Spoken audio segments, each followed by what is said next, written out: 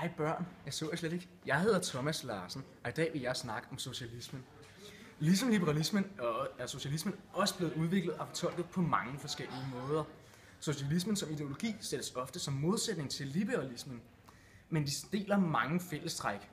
For eksempel har de begge to udgangspunkt i liberalismens ekstreme frihedsbehov.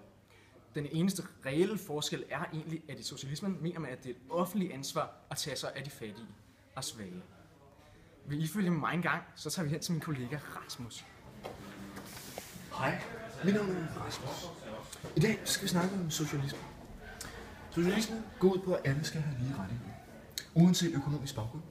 Om du har mange penge, eller om du har færre penge, så skal vi have rettigheder til visse ting, blandt andet som læge og uddannelse.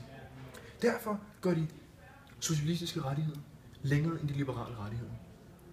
Men de er stadigvæk frie, bare på en anden måde. Derfor er liberalisme og socialisme begge to en form for frihed, bare ikke på samme plan.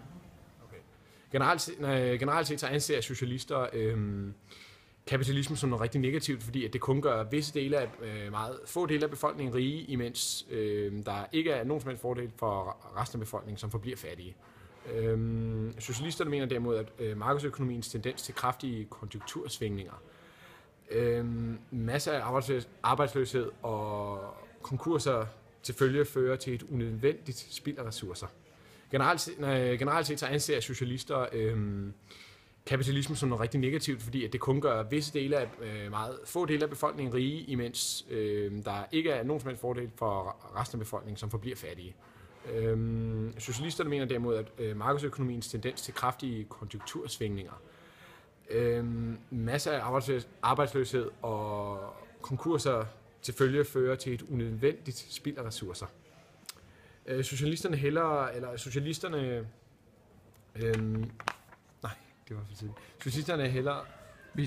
Det finder bare at starte forfra for forsætningen. Ja. Socialister anser generelt kapitalisme som noget meget, meget negativt, fordi at det kun gør en lille del af befolkningen rige, imens resten de må forblive fattige og derfor ikke få nogen fordel ud af det. Socialisterne mener derimod, at markedsøkonomiens tendens til kraftige konjunktursvingninger med masse arbejdsløshed og konkurser til følge fører til et unødvendigt spild af ressourcer. Socialisterne hælder til en mere styret og dermed også mere rationelt organiseret økonomi.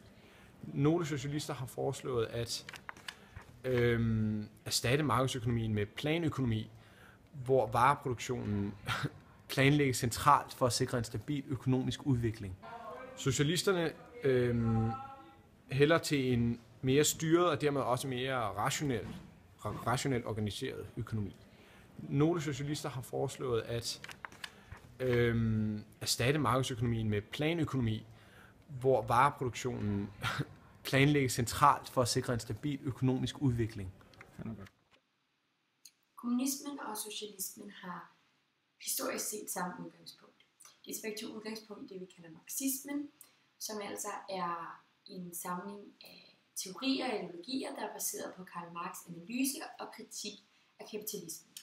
Det, der så adskiller de to grene, er, at kommunismen, man kan sige, det er primært deres holdning til demokratiet, der skiller dem. Kommunisterne, de mener, at det repræsentative demokrati, altså det vi for eksempel har i Danmark, med få repræsentanter, der er udvalgt af den store befolkning, det mener de simpelthen er en borgerlig blindgyde.